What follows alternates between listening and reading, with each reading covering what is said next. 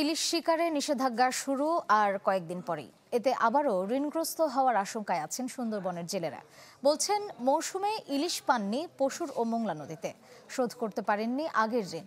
এই অবস্থায় পরিবারের রুটি রুজির যোগান আসবে কিভাবে তাই নিয়ে আছেন দুশ্চিন্তায়। সুন্দরবন ঘেঁষা পশুর ও মংলা নদীর পাড়ে জালসহ নৌকা উঠিয়ে রেখেছেন জেলেরা, অথচ এ সময় ইলিশ ধরতে নৌকা ভাসার কথা ছিল নোনা জলে।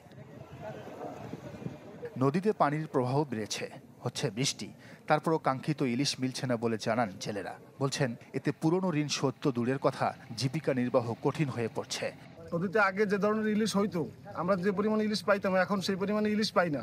মাছ এবার নদীতে কম, আমাদের সংসার চলা খুব কষ্টকর। সমিতিতে লোন নিয়ে জাল তৈরি করছি, পর মাছ ধরতেছি, কিন্তু গাঙ্গে তো মাছটা খুব কম। সকালে নামছি, একটা ইলিশ মাছও পাই নাই। নদীতে ইলিশ মাছ না পড়ার কারণে আমরা খুব ভোগান্তে আছি।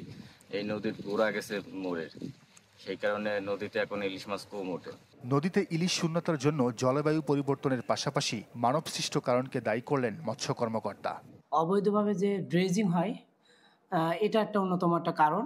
আবার অনেক সময় তাপমাত্রার একটা বিষয় থাকে, অনেক সময় তাপমাত্রা বেড়ে যায়, যার কারণে এনভায়রনমেন্ট ওদের অনুকূলে না থাকার কারণে অনেক সময় তারা ওই সঠিকভাবে যে ব্রিডিংয়ের যে সময়টা আসে সেটা তাদের ক্ষেত্রে প্রতিবন্ধকতা হিসেবে কাজ করে। আগামী মাসে আবারও শুরু হবে ইলিশ শিকারে নিষেধাজ্ঞা, এতে নতুন করে ঋণগ্রস্তের আশঙ্কা জেলেদের। Desk report, channel 24।